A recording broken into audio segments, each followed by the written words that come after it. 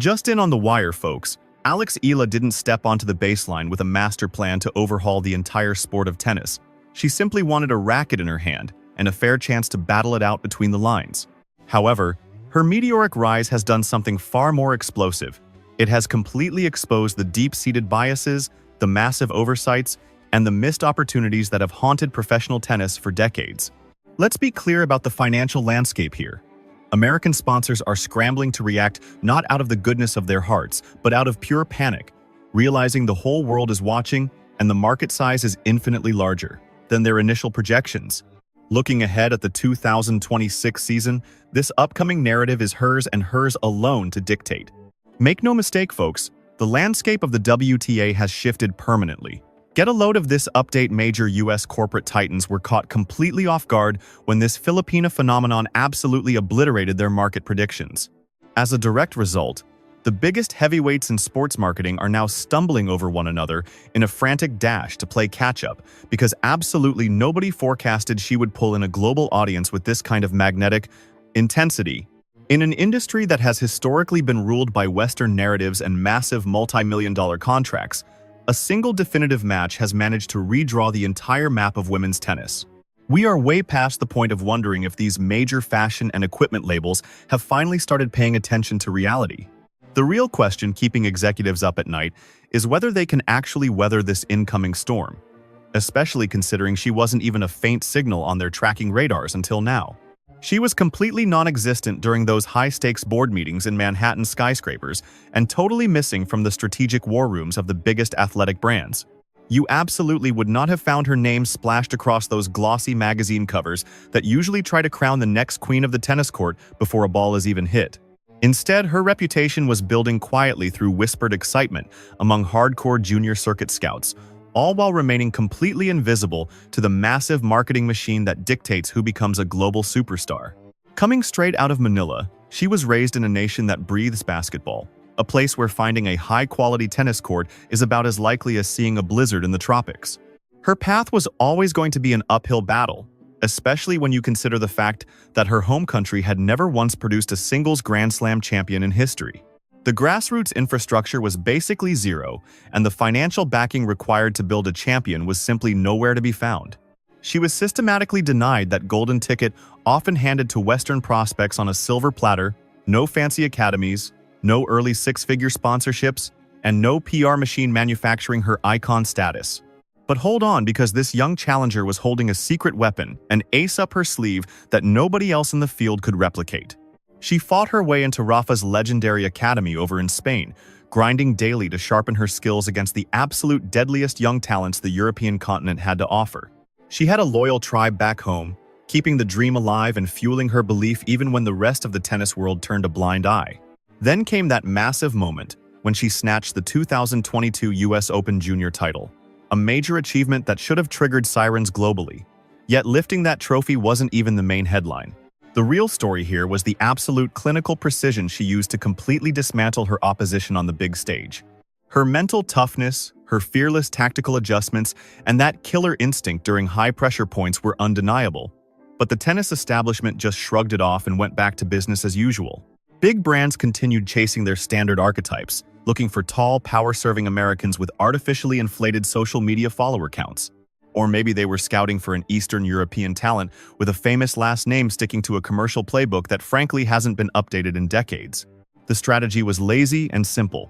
Find a rookie who fits the aesthetic check-specific demographic boxes and manufacture a superstar image before they even lift a major trophy. It is basically a factory assembly line, a safe financial bet designed to print money.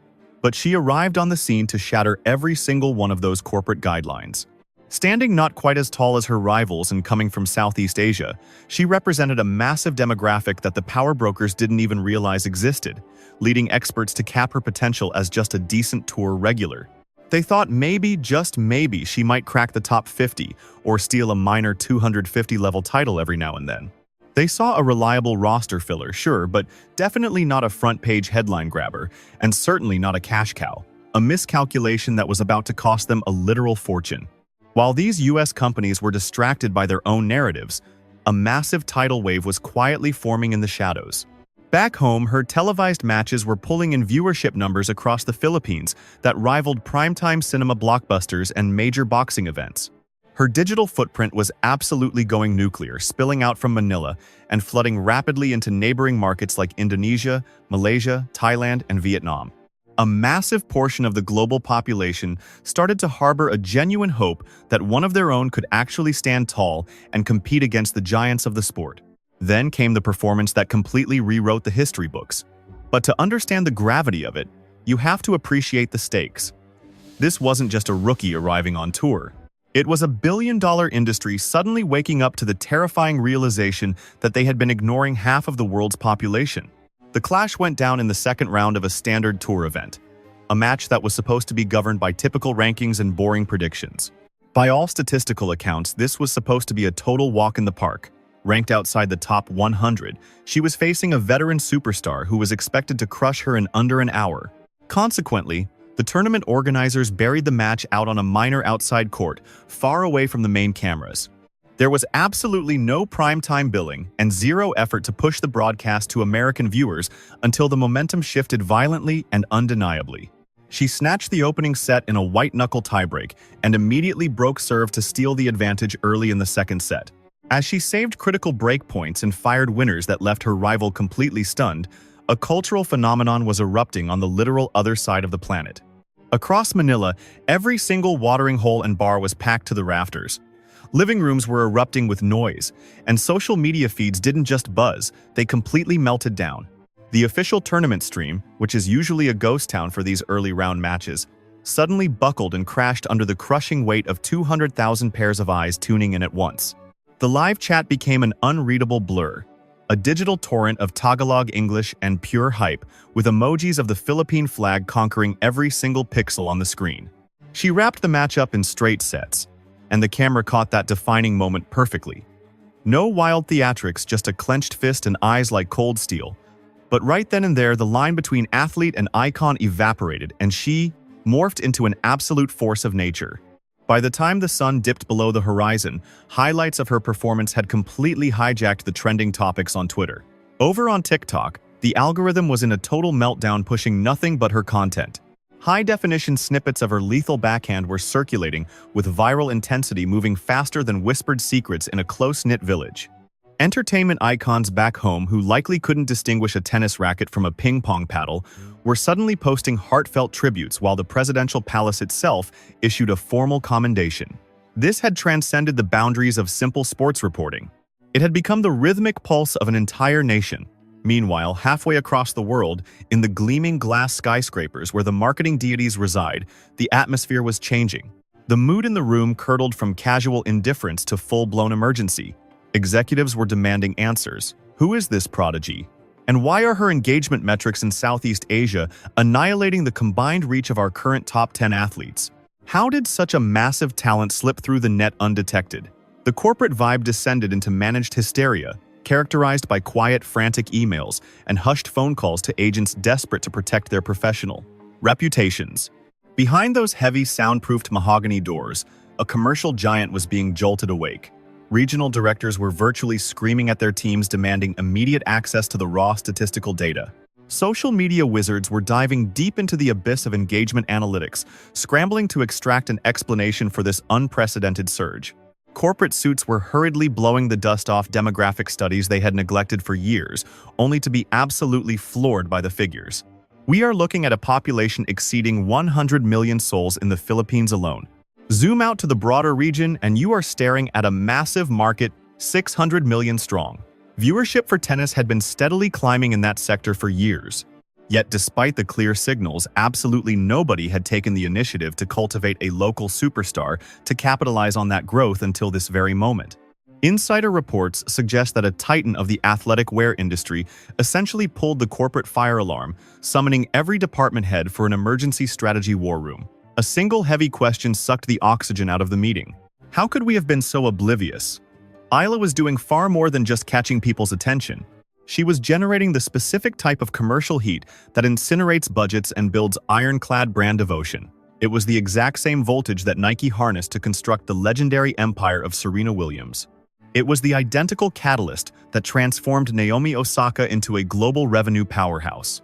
And the corporate leadership had been completely comatose while it was happening right under their noses. The umpire may have called game, set, and match on the clay, but the true battle was only just beginning in the boardrooms. This is where the narrative takes a sharp, complex turn.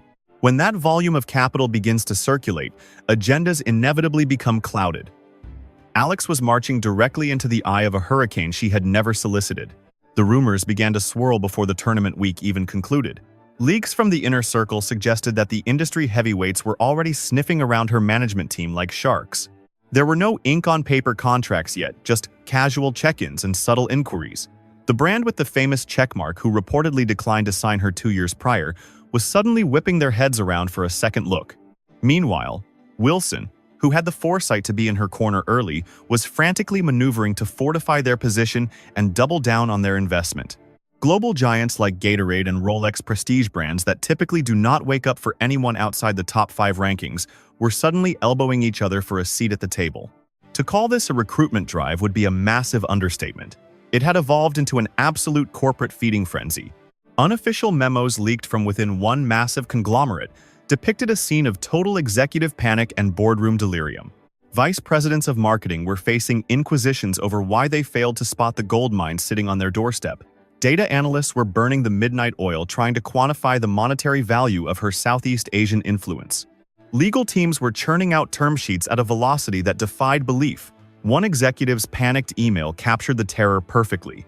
"We simply cannot afford to let another lottery ticket of this magnitude slide through our grasp." Everybody in the chain knew exactly who he was referencing: Naomi Osaka. Back when she seized the trophy at the 2018 US Open, she wasn't exactly drowning in blue-chip endorsements. She had contracts, certainly, but nothing that reflected her true commercial potential.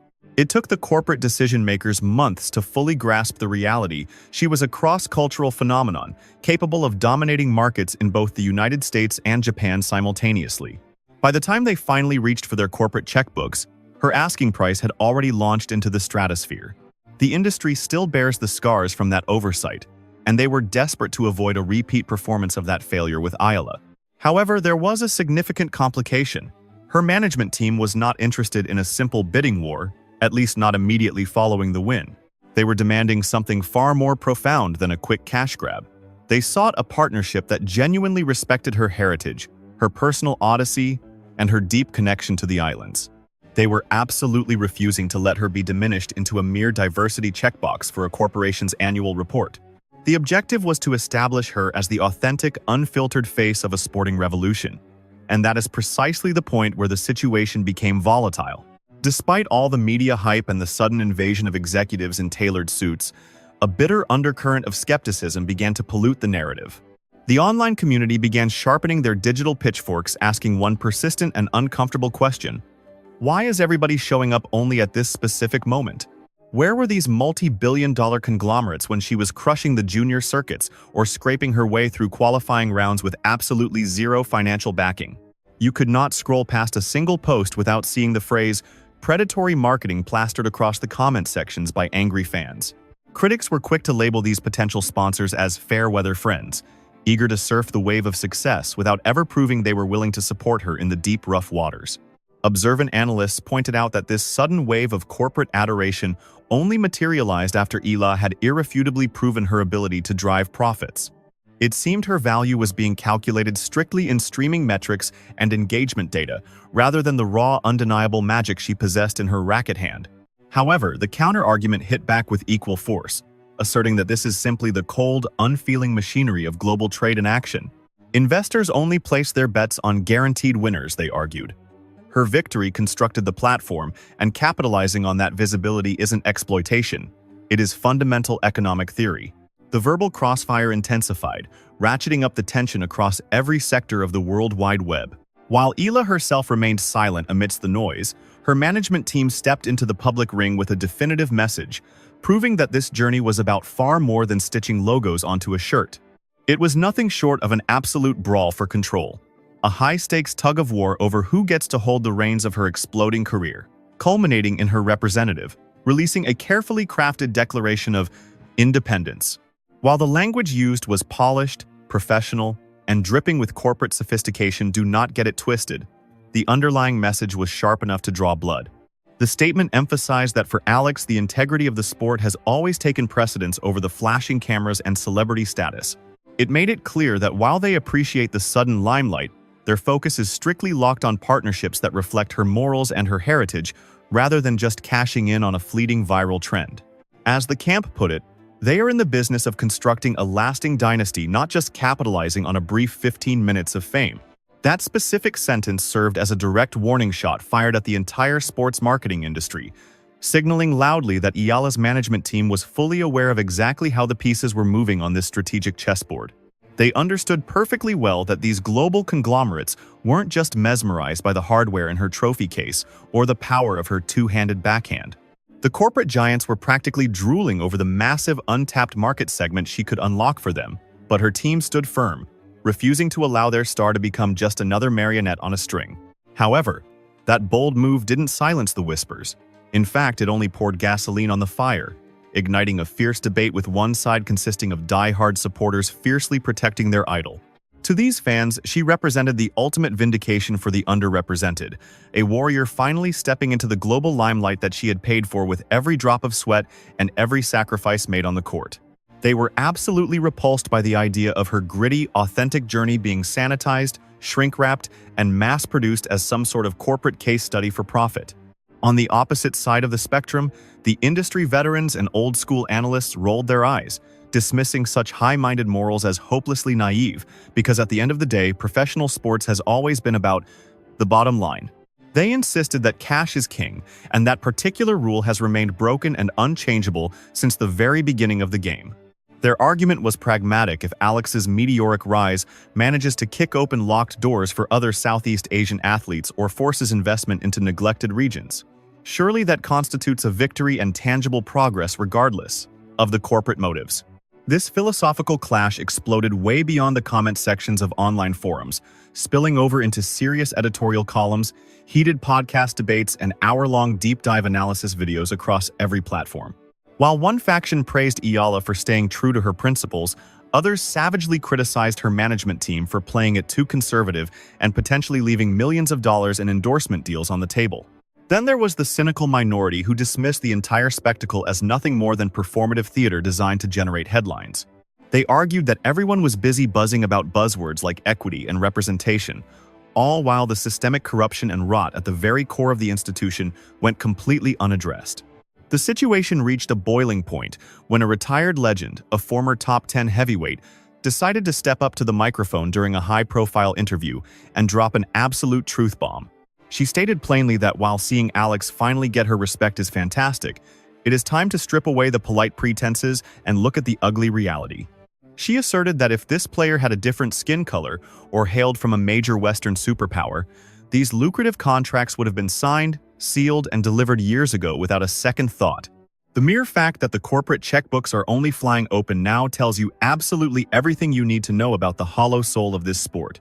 That specific soundbite went nuclear instantly across social media, framed as a moment of solidarity, but in reality, it ripped the scab right off the ugliest, most uncomfortable parts of the tennis narrative.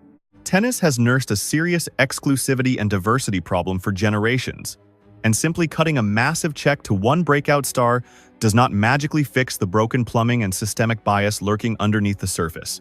Through all the noise, Eala remained largely off the grid, though insiders began whispering that the surrounding media circus was starting to take a heavy toll on her mental state. She had absolutely no desire to become a martyr for a cause or a mascot for a brand. She didn't want to be dissected in boardrooms. She just wanted to stand on the baseline and dominate the game she loves. Unfortunately, the world refused to grant her that simple peace because her victories had inadvertently shined a blinding spotlight on a massive fracture in the sport's very foundation. Now, absolutely everyone, from the executives in the suites, to the fans in the bleachers, from the journalists in the press box, to the players in the locker room, was being forced to choose a side. Yet, while the pundits argued, the chattering class was completely missing the forest for the trees regarding what was actually happening on the ground. The true revolution wasn't happening in the glass-walled corporate high-rises. It was igniting on the red clay and hard courts at the grassroots level on a scale that nobody saw coming. While the internet was busy arguing over politics and contracts, a quiet but unstoppable tsunami was forming across the region. Tennis academies and local clubs all across the Philippines were reporting enrollment numbers that completely defied historical logic and expectations. Children who previously wouldn't have known the difference between a tennis racket and a fly swatter were suddenly flooding the registration booths, begging to play. Schools were literally hitting pause on their standard curriculum just to stream Alex's matches live in the classrooms, while her face was being plastered on virtually every billboard in the metro area. But this hype train wasn't just a local phenomenon. It was tearing through the Philippines, Indonesia, Malaysia, Thailand, and the entire Southeast Asian bloc with ferocious speed. For the first time in history, tennis was finally getting the kind of primetime screen time and cultural relevance it had only ever dreamed of in this part of the world. Global sponsors finally woke up, wiped the sleep from their eyes, and actually looked at the spreadsheets they had been ignoring. Realizing that the Asia-Pacific region isn't just growing, it is an absolute goldmine. For decades, sports like badminton and table tennis have owned the streets. But tennis was the sleeping giant that has finally started to stir from its slumber. What was the industry's fatal mistake? The Western giants never bothered to invest in building a star who actually looked like the people they were trying to sell their products to. They arrogantly assumed that Asian fans would just blindly cheer for whoever happened to be holding the trophy, regardless of where they came from or what language they spoke. They completely forgot the fundamental human truth that seeing a reflection of yourself in a hero actually matters deeply. And Alex, she took that corporate assumption and smashed it into a million unrecoverable pieces, drawing comparisons that you simply cannot ignore without bringing up the impact of Naomi Osaka. What Osaka did for Japan wasn't just a matter of influence. It was a total paradigm shift that didn't just wake up a generation, it electrified it. She completely rewired how the sport was marketed and sold to the Japanese public, teaching major brands a very hard and expensive lesson. They learned that cultural visibility isn't just a nice added bonus to have. In the modern era, it is the entire ballgame. When a young kid looks up and sees a champion with their skin tone, speaking their local dialect and proudly representing their roots, that creates an emotional bond that you cannot buy even with $1 billion in the bank. Alex Eala is not just lighting a match, she is igniting a massive blaze that is sweeping across the entire Southeast Asian region. However, the financial stakes currently on the table are astronomically higher than anything we have seen before. While Japan already possessed the established tennis courts and the deep corporate infrastructure, Southeast Asia was historically the Wild West of the tennis world, a completely uncharted and virtually untapped frontier for the sport. We are not simply discussing the acquisition of market share in a single nation. In this scenario, we are talking about unlocking the potential of a massive geographic empire.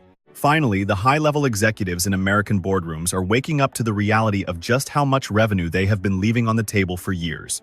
For decades, massive corporations like Nike held the region in a vice grip, using only basketball and soccer, essentially treating tennis like the neglected stepchild of their sports portfolio. However, the data has shifted dramatically. Their internal analytics are now screaming that securing a contract with Eala is not merely a sponsorship deal. It is the cornerstone of a retail dynasty that could pay dividends for decades. The team at Wilson did not even need to run a forecast model. They were already standing there watching their point-of-sale systems practically smoke from the transaction volume. In the Philippines alone, the sales figures for her signature racket frame did not just experience a bump. They literally tripled over the course of a single night. Although her apparel line started with limited inventory, it was evaporating from the shelves faster than the logistics teams could restock it, and she had not even hoisted a major trophy at that point. One leading marketing strategist summed it up perfectly. If this young woman secures a Grand Slam title, she ceases to be just an athlete and instantly transforms into a bona fide legend. Furthermore, the brand that successfully signs her now will effectively dominate the marketplace for the next 20 years. The amount of money currently on the line is absolutely staggering. Yet the cultural tsunami this is creating is significantly larger than the commerce. Players from Southeast Asia are done politely asking for a seat at the VIP table. Now they are kicking the doors off the hinges. Young athletes on the junior circuit have started asking the difficult and uncomfortable questions. Why do the European players receive the gold standard of treatment while we are left fighting for the scraps? Local tennis federations have started applying serious pressure on the WTA, demanding a higher number of official tour stops on Asian soil. The fan base practically declared war on major broadcasters, roasting them online for cutting away from live matches simply because the competitors were not Western icons. Alex might not have struck the initial spark, but she has undeniably become the torchbearer. Whether she requested it or not, that heavy crown is hers to wear today. So where exactly do we go from this point? That is the specific dilemma that is keeping industry insiders awake at all hours. The ultimate answer has the power to flip the entire sport on its head permanently. The rumor mill is absolutely blazing right now. Is Alex about to put pen to paper on the most lucrative contract in history? Will she stand her ground and demand terms that genuinely respect her heritage and identity? Will she agree to become the glossy face of a worldwide billboard campaign, or is she planning to go dark, shut out the noise, and focus purely on the competitive grind? Her management team remains tight-lipped with information locked down tighter than a bank vault, but whispers suggest that the contracts are already sitting on the desk. We are not looking at a single suitor here. This has evolved into a full-blown bidding war, and the offers coming in are not just heavy on financial compensation. They are offering her the keys to the creative kingdom. Rumor has it that some top-tier brands are prepared to let Eala drive the bus, ensuring the marketing message actually speaks to her demographic rather than just selling products to them. Handing an athlete that level of creative autonomy is practically unheard of in this industry. Rookies simply do not receive that kind of leverage. But then again, Alex is not just another standard rookie. She represents something far more significant than just a powerful forehand winner, and the major brands are fully aware of it.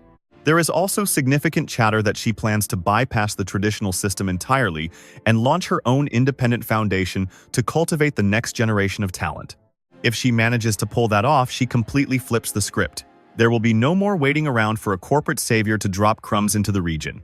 She would be constructing the infrastructure herself, paving a superhighway for the kids coming up behind her, ensuring they do not have to climb the same rugged mountains she faced. Nevertheless, navigating this high-wire act comes with a set of absolutely terrifying gambles. The sheer weight of expectation is suffocating. Every single move she makes is now viewed under a microscope. One poor match performance, and the critics are ready to tear the entire narrative apart. The global audience demands nothing short of perfection. She must continue winning, keep ascending the rankings, and prove on a daily basis that she is worth every ounce of the hype. But what happens if the magic suddenly breaks? If the season turns cold? If her body gives out? Or if the applause simply fades away into silence, then what happens? That is the brutal, unforgiving heartbeat of professional athletics. Raw talent is never a guarantee of a dynasty, and the corporate machine cheering her name today could easily chase the next shiny object by tomorrow morning. But perhaps that perspective misses the point entirely. Maybe the real story is how Eala's arrival has already rewritten the rulebook for everyone involved. She has single-handedly forced the largest brands in the world to rip up their old playbooks and start over.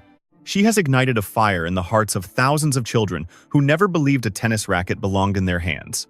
That legacy is worth far more than ink on a contract. Because it does not matter if she never lifts a Grand Slam trophy or if she never secures the biggest paycheck in history. Alex has already defied the statistical odds. She has successfully turned the massive spotlight onto the unseen corners of the sport. She has made the wildest dreams feel attainable. And in a game that turned a blind eye to massive parts of the world for decades, that is nothing short of a revolution. So, here is the bottom line. Is this merely the prologue of one player's journey, or is it the spark that ignites a brand new era for tennis forever? You simply need to cast your gaze towards Southeast Asia, and the answer becomes crystal clear. If this narrative struck a chord with you and if you felt that excitement, go ahead and smash that subscribe button to keep riding this wave alongside us. The most significant game changers in tennis do not always occur on the court, and we are dedicated to bringing those untold stories straight to your screen. Drop your take in the comments section below. This raises a significant question that is echoing throughout the tennis community right now. Do we believe that these massive global brands are truly investing in Eala because they connect with her fighting spirit and character? Or, if we look closer, is she merely being treated as just another profitable entry on a spreadsheet part of a cold and calculated marketing strategy?